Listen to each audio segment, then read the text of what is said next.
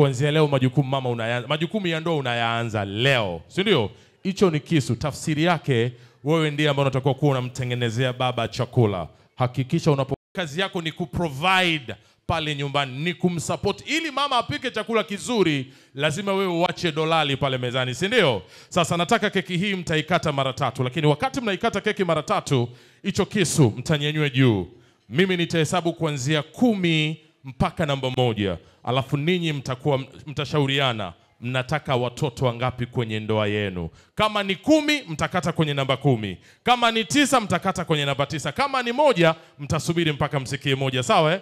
Nataka sasa mshauriane. Wewe John pamoja na Lucas, mnataka watoto wangapi kwenye ndoa yenu mtakaoenda kubarikiwa na Mwenyezi Mungu? Timu moja nzuri wakati Mr. and Mrs. John wanatafakari wanataka watoto wangapi kwenye maisha yao. Nyanyueni kisu juu. DJ Easy, let's go.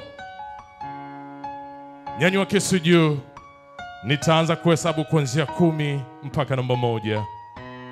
10, 9, 8, 7, 6, 5,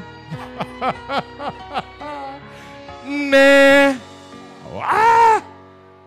3.